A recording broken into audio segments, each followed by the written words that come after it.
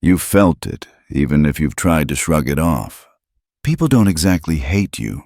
They don't ignore you outright. They tolerate you. They nod along out of politeness. They, their way through your ideas, and then do what they always planned to do. And a small voice in you knows the truth.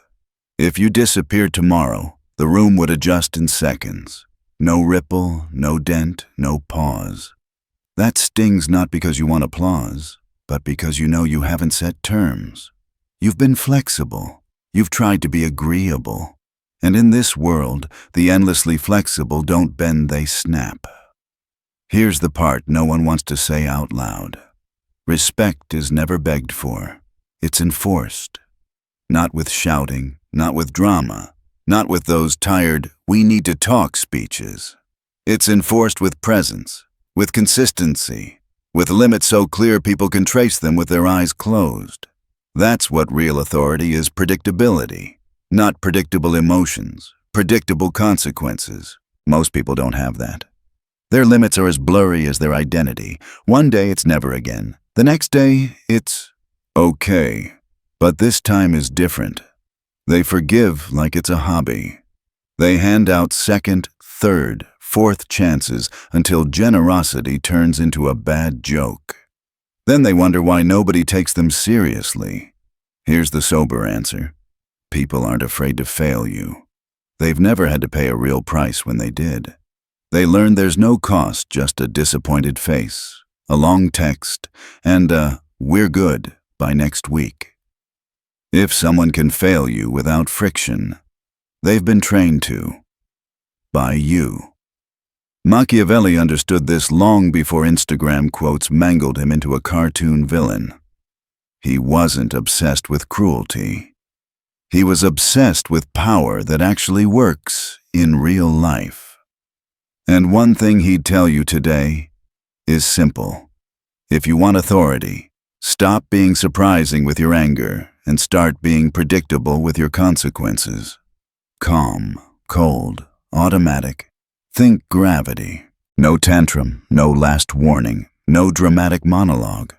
If a line is crossed, something happens. Every time. The same way. Not out of rage, out of policy. And the beauty of policy is you don't have to sell it. You enforce it once or twice, and people enforce it on themselves after that. So, what does this look like in your actual life? Rule 1. Predictable punishment. Not the theatrical kind, not public shaming, not the long paragraph disguised as leadership. If someone misses a deadline, the privilege attached to your time is reduced. If they talk to you sideways, access decreases. If they show you you're optional, you treat yourself as scarce. Quietly, firmly, repeatedly. When the cost is always the cost, the lesson sticks. Rule 2. The fear of regret. This isn't about making people tremble when you walk in. It's about the subtle dread of disappointing you. They don't fear your temper. They fear losing your presence. That's a different game. You don't punish with noise, you punish with absence. No Cold War, no passive-aggressive posts. You just remove warmth.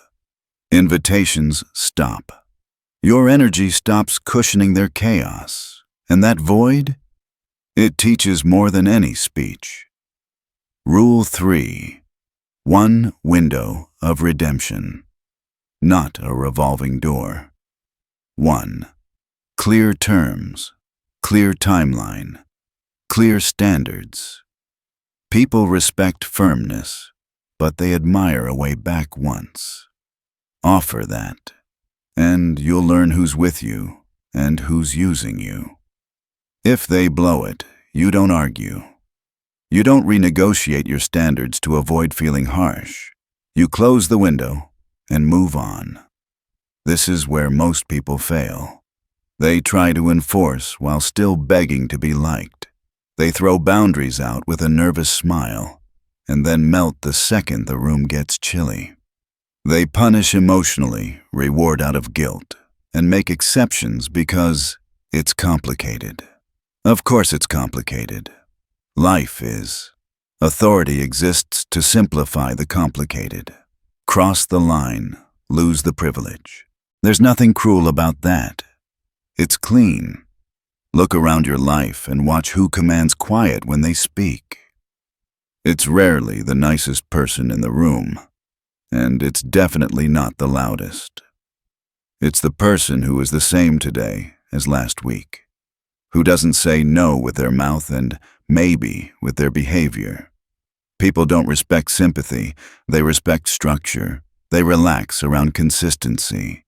They perform better around clarity. And they step carefully around consequences that don't blink. So start here. No manifesto, no announcement. Rewrite your rules privately, then live them publicly. Decide what lines matter. Decide the automatic consequences. Decide the single redemption window. Then act like a law, not a lecture. Will it cost you? Yes. People who benefited from the old you will be uncomfortable with the new you. Some will label your consistency cold. Let them. That label is just their nostalgia for access they didn't earn. What you gain is worth it. Your time grows sacred, your word grows heavy, and your presence starts to register as pressure, the good kind. The kind that makes people sit up straighter. Respect isn't an emotion. It's a strategy. You can chase approval, or you can build a structure. One cancels the other. Choose the structure. Because once your standards become predictable, your silence becomes expensive, and nobody casually tests what costs them every time. Here's the truth no one tells you. People don't lose respect for you because they're cruel. They lose it because you taught them it was safe to.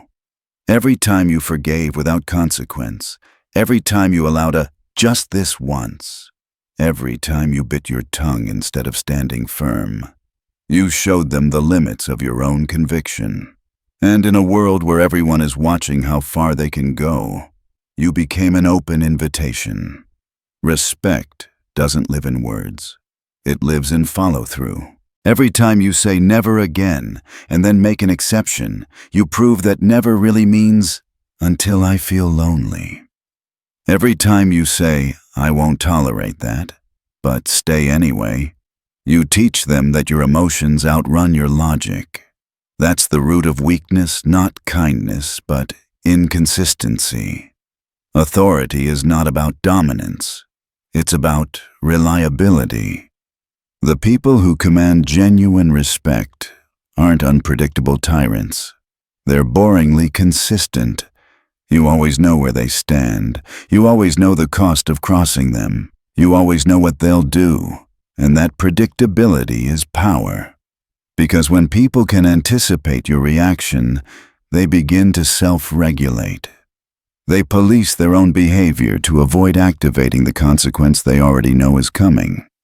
So, stop trying to win respect through intensity. Win it through consistency. Predictable punishment, predictable standards, predictable composure. That's where presence becomes power. Let's make this practical. When someone disrespects you, don't explode. Don't deliver a TED Talk about your boundaries. Just act calmly, quietly, permanently. Don't threaten follow through. It might feel unnatural at first, especially if you've spent your life cushioning others from discomfort. But discomfort is the tuition people pay to learn your worth. It's also time to understand the second dimension of respect, the fear of regret. You don't want people to fear you. You want them to fear losing you. When they sense that your approval, your time, your trust are finite resources, they adjust their behavior without needing to be told. The fear of losing your presence is stronger than the fear of your anger. Anger fades. Absence lingers. So make your absence heavy. When someone betrays you, don't perform your pain disappear. Let silence do the speaking. The absence of your energy, your encouragement, your presence, it teaches. The human mind fills silence with reflection. They'll replay your calm withdrawal again and again. It's a lesson few forget, But this balance requires one crucial element: the window of redemption. Offer it once, and once only. You're not a machine, you're a strategist. The chance to redeem builds admiration, not just fear. People respect firmness, but they revere fairness. However, the window must be limited. Time-bound. Non-negotiable. If they waste it, you close it without ceremony. Because too many chances don't create loyalty. They create dependency, and dependency kills respect faster than hatred ever could. Now, let's talk about the most common downfall: emotional governance. Most people punish out of rage and forgive out of loneliness. They make rules in anger and break them in guilt. That emotional instability destroys authority faster than betrayal ever will. The truly respected don't let emotions drive execution. They feel, but they don't yield. Their decisions don't wobble based on who's involved or how they feel that morning. That's what Machiavelli meant by cold cruelty. It's not sadism, it's structure. The ability to remain consistent even when you care, even when it hurts, even when you stand alone. Because if your rules collapse under emotion, they were never rules, they were performances. And here's something brutal but freeing. The price of respect is loss. Real authority cost you comfort. It cost you some friendships. It cost you the illusion of being nice. But what you gain is priceless. You become a fixed point in a chaotic world. People may not always like you, but they orient themselves around you. They measure their tone, their choices, their approach. And that means your presence has gravity. Look at those who are truly respected. They're not loud. They're not desperate to prove a point. They move the same whether they're praised or ignored. Their tone doesn't shift for different audiences. Their principles don't bend for convenience. They're reliable in a world addicted to instability, and reliability is magnetic. But this next truth will sting. Your inconsistency is the reason you're overlooked. People don't remember your kindness. They remember your contradictions. Every time you said one thing and did another, you told them you could be negotiated with. And once someone learns they can negotiate your integrity, they'll do it again and again until you forget who you were before you started compromising. So, fix that. Draw a line not on paper, but in behavior. Don't announce it. Just start living it. When you forgive, do it once. When you punish, do it silently. When you withdraw, stay gone. When you say no, let the silence hang. People will test you for a while because they're used to your softness. But eventually, they'll recalibrate. They'll understand that the cost of crossing you outweighs the benefit of pleasing themselves. And one day, you'll notice something change. The same people who used to interrupt you will pause before speaking. The ones who once dismissed your ideas will start quoting them. You won't have demanded respect, you'll have become it. Because respect, when real, is not granted by others. It's enforced by you. Respect doesn't begin when others treat you well. It begins when you stop letting yourself be treated cheaply. That's where most people fail. Not because they're weak, but because they're hungry. Hungry to be seen, liked, approved, validated. That hunger eats away at your backbone until all that's left is a smile stretched over quiet resentment. You start saying, "It's fine," when it's not. You let people show up late, cancel plans, cross lines, speak down to you, and you keep forgiving because the idea of being alone terrifies you more than being disrespected. But here's the twist. The moment you show need, respect evaporates. People smell it. It's in your tone, your body language, your texts sent too fast. They sense you need their approval more than they need your presence, and that imbalance quietly destroys your worth. You can't be respected when you're addicted to validation.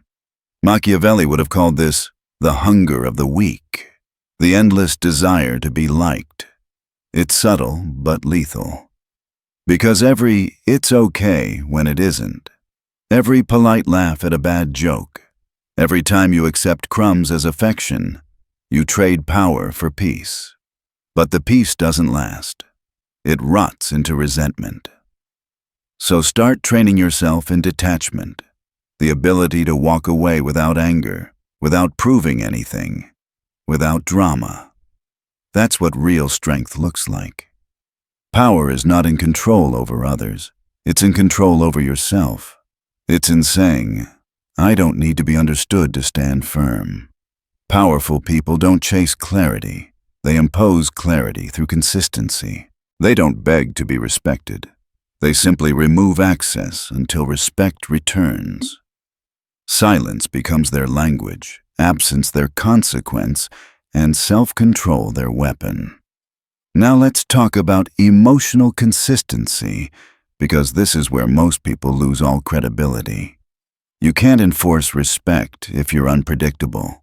If one day you're calm and wise, and the next day you explode over nothing, you destroy the reliability that makes others take you seriously. Anger is easy. Composure is rare. Anyone can shout. The strong make silence terrifying. The one who commands the room doesn't raise their voice. They lower their pulse. They move slower, speak less, and say only what matters. Every word feels heavier because it's chosen. Every gesture means something because it's measured. You don't earn that kind of presence overnight. It's the result of years of holding your tongue when you wanted to lash out, of saying no when you wanted to explain. The modern world doesn't make this easy. Everyone's addicted to speed, to response, to visibility. We mistake being constantly online for being important.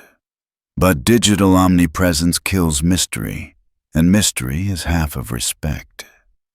When you're always available, you become background noise.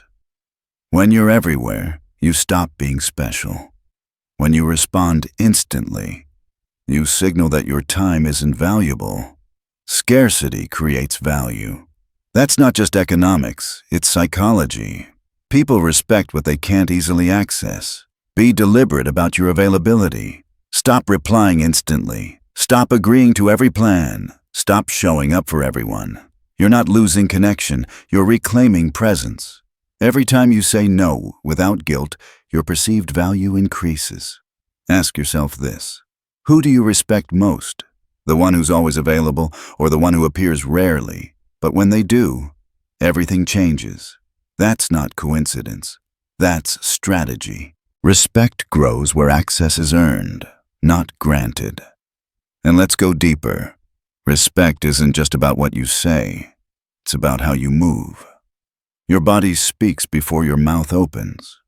The way you walk into a room, the steadiness of your breathing, how long you hold eye contact, the stillness between your words, all of that communicates authority. Someone who commands respect doesn't fidget. They don't laugh out of nervousness. They don't rush their sentences. They sit still because they know they don't have to earn the right to be there. They radiate calm.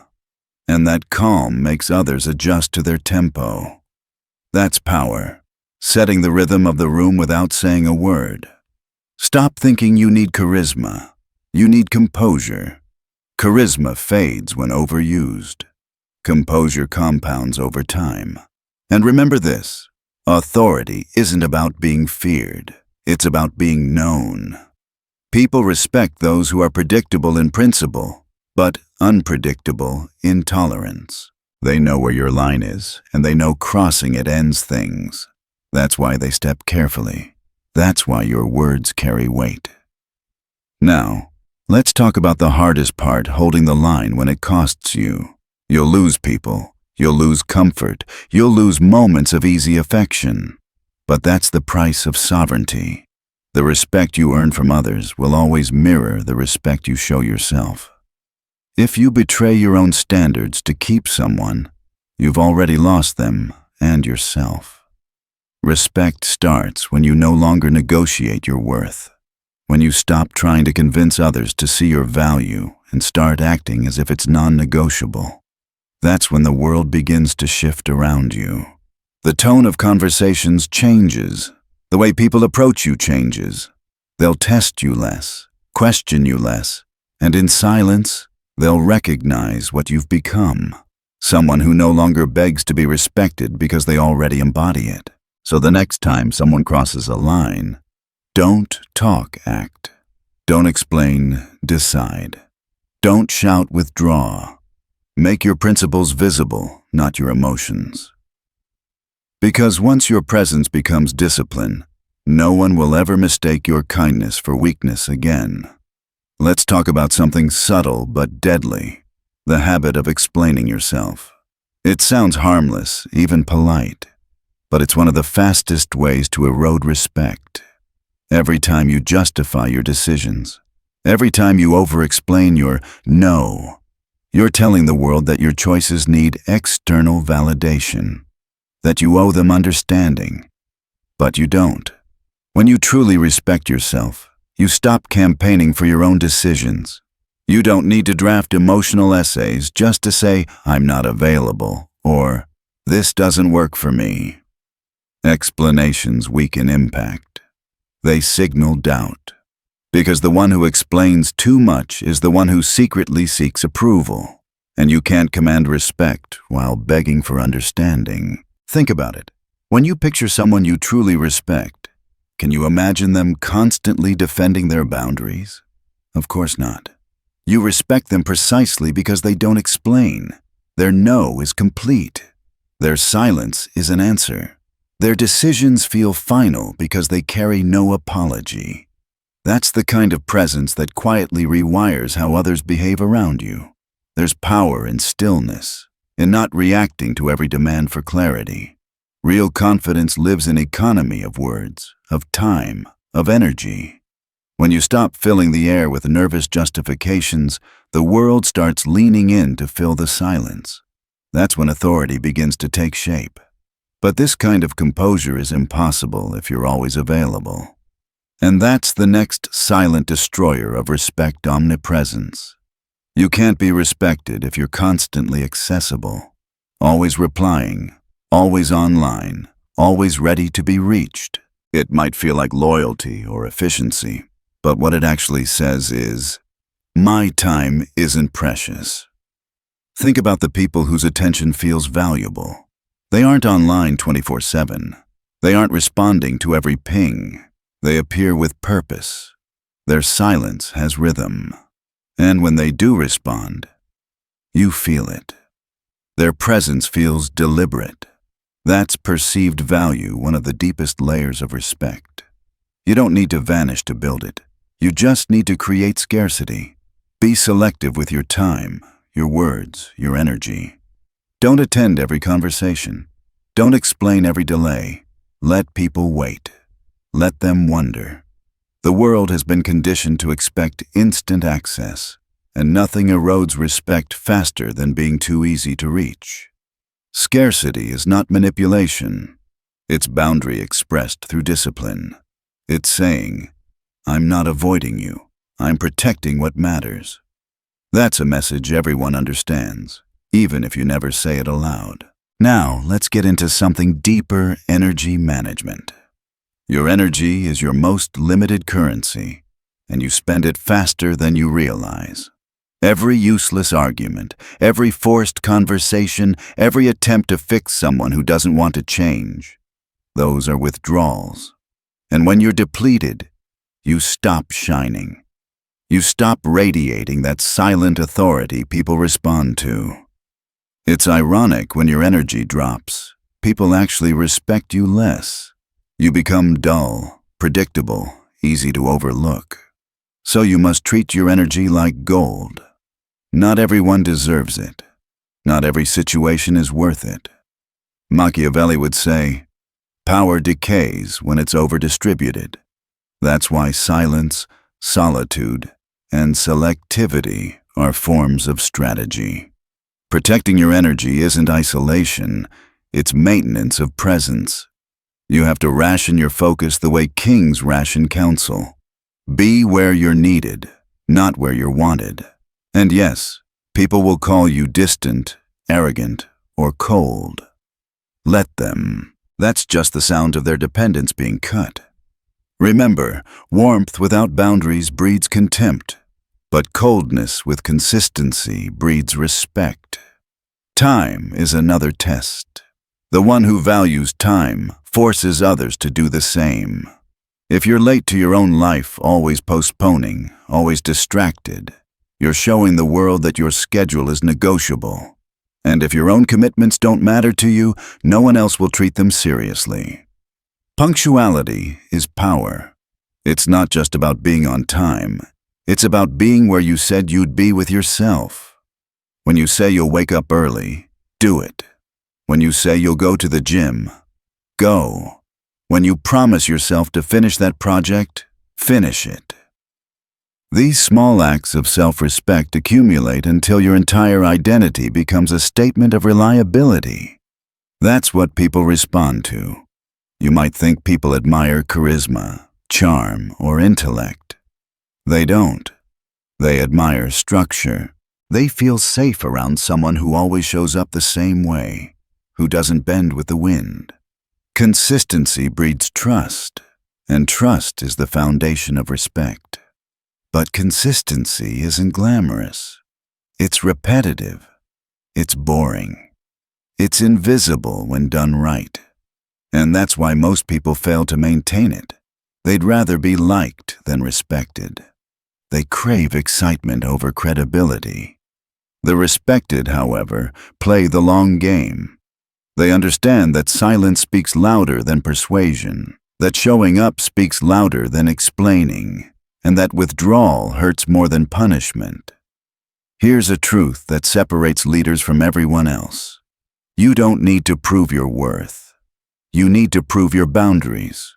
When you hold the line, when your rules remain intact even under pressure, people instinctively organize themselves around you. They calibrate their tone, their timing, their expectations, because you've taught them how. Respect is a language of consequence. It's not what you say. It's what happens after you say it. And when your actions start to speak fluently, words become unnecessary. So the next time you feel the urge to explain yourself, stop. The next time someone demands your attention instantly, delay. The next time you feel guilty for choosing peace over people, remember this: peace is the reward for discipline, and discipline is what the world respects most. This is where it all comes together, the final truth about respect. It doesn't start when others value you. It starts when you decide you're no longer negotiable. Every look, every tone, every boundary you uphold teaches the world how to treat you. And every time you bend to please, you teach them you can be shaped. Respect isn't something you ask for. It's something you live. The world mirrors your behavior. If you move like your time and energy are sacred, people adjust. If you act like you're always available, they treat you like background noise. It's not cruelty. It's calibration. People follow the standard you set, and if your standard is inconsistency, they'll take what they can get. Machiavelli understood this centuries ago. Power, he said, isn't about control over others. It's control over yourself. The ability to remain calm when others panic. To stay firm when emotions pull you in every direction. To walk away without hate. To forgive without weakness. That's power quiet, centered, untouchable. But here's the real reason most people lose respect. Hunger. The hunger to be liked, understood, accepted. That hunger makes you compromise. You stay where you're undervalued. You explain yourself when silence would have said more. You lower your standards just to avoid being alone. And every time you do, your value drops in the eyes of others. If you want respect, you have to starve that hunger. You must be willing to be misunderstood, ignored, even disliked, as long as you remain true to yourself. Respect begins where the need for validation ends. When you stop performing, stop defending, stop chasing, that's when you start to command. And it's not about being cruel, it's about being clear. Clarity creates safety. People respect what they can predict. They might not like your firmness, but they'll depend on it. They'll trust that you mean what you say, and that quiet trust is what turns presence into power. The most respected people aren't the loudest, they're the most consistent. They act the same whether the room applauds or judges them. Their tone doesn't change, their rules don't bend. They don't give 5 chances and call it compassion. They give one clearly, fairly, and finally. Respect also means selection. Not everyone deserves proximity. Some people drain your energy, test your patience, and still call it love. You can't build power surrounded by those who weaken your structure. You have to curate your circle. Keep the ones who grow with your standards and distance yourself from those who resent them. That's not arrogance, it's self-preservation. And when you start protecting your energy, something shifts. The noise fades. People begin to move differently around you. They speak softer, stand straighter, think before they act. Your silence becomes heavy. Your presence gains weight. Because respect is energy invisible, but undeniable. Understand this. Respect isn't permanent. It's renewed daily. Every time you uphold a standard, you reinforce it. Every time you break one, you erase it. That's why discipline matters more than charisma. Charisma fades. Discipline compounds. It makes your identity unshakable, a structure that people learn not to question. So, from now on, stop explaining. Stop proving. Stop rushing to fill silence with justification. Instead, let your actions define you. Let your boundaries speak louder than your words. When something doesn't align, end it quietly, cleanly, without drama. You don't owe anyone an essay for choosing peace. And here's the paradox Machiavelli would whisper to you. The moment you stop needing respect, everyone gives it. Because need is weakness, and detachment is strength. When you no longer chase approval, when you can walk away without trembling, you radiate something rare authority. That's the real power. To stand firm in silence, unbothered by noise. To lose what's comfortable and keep what's essential, your self-respect. Once you hold that, the world has no choice but to treat you accordingly. Because respect isn't won in confrontation, it's imposed in presence. And the moment you embody it, no one will ever dare to disrespect you again.